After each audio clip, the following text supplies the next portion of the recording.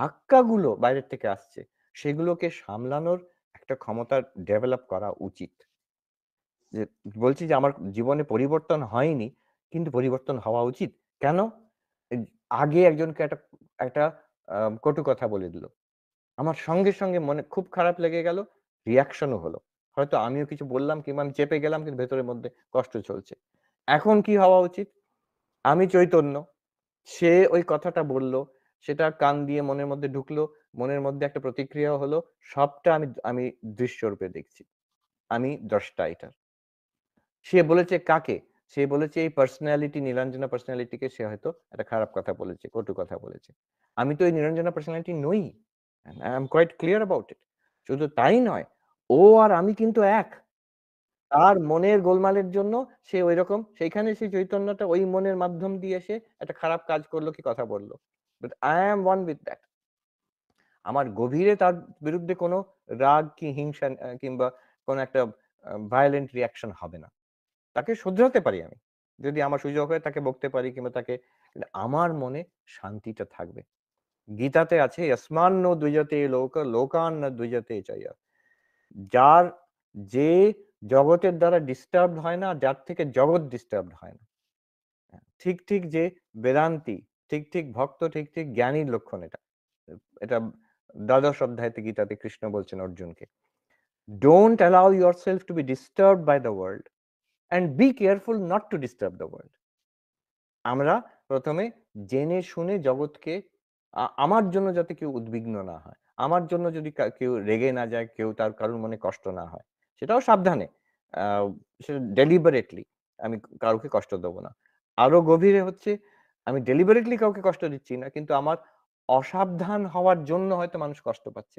সেটা আরো with mindfulness দেখব আমার কোন ব্যবহারে কথাবার্তাতে অন্যরা হয়তো কষ্ট পেতে পারে। আরো সেনসিটিভ হব এটার ব্যাপারে। সেখানে ব্যাপারটা হচ্ছে যে আবার কাজ হতে পারে। হ্যাঁ, সেখানে অন্যদের আমার কাজের জন্য অন্যরা উদ্বিগ্ন হতে পারে। আপনি যদি পুলিশ হন তাহলে চোর উদ্বিগ্ন হবেই। আমি তো এমন করব না যে আমি এমন ব্যবহার করব না যাতে চোর উদ্বিগ্ন হয়ে যায়। না তাদের উদ্বিগ্ন করাটাই আমার কাজ হচ্ছে। অতএব you have to be একটা কমন সেন্স দরকার। উল্টোটা হচ্ছে যে জগৎ যাই করুক, মানুষ যাই করুক, আমি আমার মনের উপরে লক্ষ্য রাখবো যাতে সেটা উদ্বিগ্ন না হয়। To maintain it's a difficult task and it is possible only when you are not this Niranjana body mind. You are the witness consciousness তখনই সম্ভব হবে যে আমি এই পার্সোনালিটির মাধ্যম দিয়ে তো কাজ করছি, এইটাকে শান্ত রাখা। আমি যদি এইটাই হই, তাহলে এটার উপর যত ঘাত প্রতিঘাত আসবে আমার কিন্তু রিঅ্যাকশন হবে। There is no doubt about it. It's very difficult to control. তখন মনের জোরে একবার কন্ট্রোল করলে দুবার আমার মেজাজ খারাপ হয়ে যাবে। কিন্তু যদি আমি দ্রষ্টা বলে নিজেকে ভাবি, শুধু ভাবি নয়, বুঝেছি। এটা বোঝা দরকার। নোটিস করা দরকার। Just as this body is noticeable, চোখ বন্ধ করলে, ভেতরে ইন্ট্রোস্পেক্ট করলে মন, আমার ইমোশনস দে আর নোটিসেবল। খুব পরিষ্কার বুঝতে পারছি। অতএব যেটা বুঝছে এই মনকে এবং শরীরকে, সেটা তো নিশ্চয়ই আছে। সেই চৈতন্য কিন্তু শরীরও নয়, মনও নয়। অতএব শরীর মনের যে রিঅ্যাকশন গুলো হয়, সেটা ওটাতে নেই। এটা বুঝতে হবে। So this is called the Vedantic insight. হ্যাঁ? এটাকে এইভাবে দেখতে হবে যে এটা এটা কিন্তু শুধু বোঝার ব্যাপার না। It's a fact. It's a fact. এ এই পার্সোনালিটির যেমন ফ্যাক্ট, কনসিয়াসনেস এটা আরো বেশি ফ্যাক্ট। আচ্ছা এটা একবার দৃঢ়ভাবে ধরতে পারলে তখন becomes a reality. তখন it becomes useful. You'll be able to use it in your daily life. এর সঙ্গে যে আনুষঙ্গিক সেকেন্ডারি প্র্যাকটিস বললাম, রেগুলার প্র্যাকটিস অফ মেডিটেশন। অশান্ত মনকে শান্ত করা। ভাবি যে এই সংসারের জন্য আমার মনটা বড্ড অশান্ত। কিন্তু আসল বাস্তব সত্য হচ্ছে এই আমার অশান্ত মনের জন্য সংসার। তার প্রুফ দিচ্ছেন তিনি।